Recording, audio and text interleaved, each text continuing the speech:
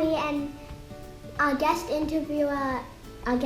person who we're going to interview today is Pastor Gary Blazer. Besides pastoring a lovely church, he's also a bear hunter. So I'd just like to talk to the camera, when was your most recent trip? I was able to go bear hunting last week, but we weren't successful and able to kill. 3 weeks ago we went up there and with a couple friends of ours, and one of them had a chance to, in fact two of them, the men with me, one of them had a chance and they shot at a bear, and the other one shot one, and we found it the next day. So this is it's a real bear, it's just being stuffed, right?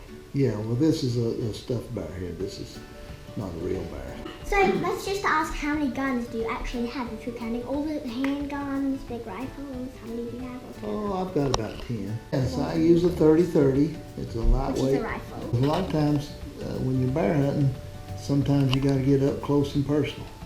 Sometimes you have to run up to the bear and stick the muzzle down his mouth and pull the trigger.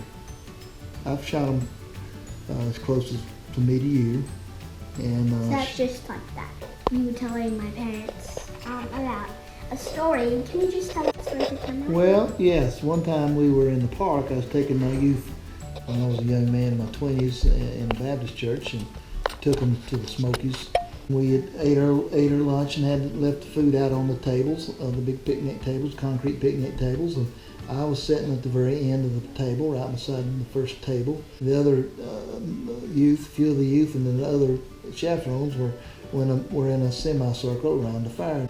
And I had their full attention because a bear come out of the woods, and he had been walking around back and forth, smelling to see what food smelt the best to him. And there's one gentleman, an older gentleman, saw the bear. He was the only one that saw the bear. He'd been watching it for 30 minutes. The bear weighed at least 450, 500 pounds. And so finally, when the bear come behind me, and he was reaching over my left shoulder with his right paw to get it an oatmeal cake. And so he said, just real calmly, he said, I think you need to look behind you, but you need to see what's behind you. Well, I just turned my neck to the left, and right there was that bear's snout right beside my left shoulder.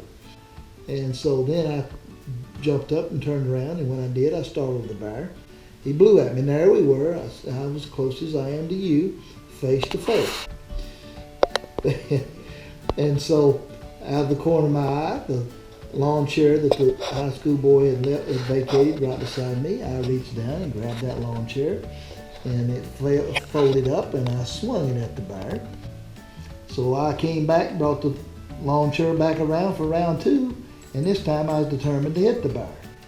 And I made one step closer to him and swung the lawn chair to hit him, and I started hollering out, and he got down on all fours, took off, and ran away from me. And so then after he got to running, the high school boys got to chasing him with some rocks and everything. So anyway, that's some of my bear stories.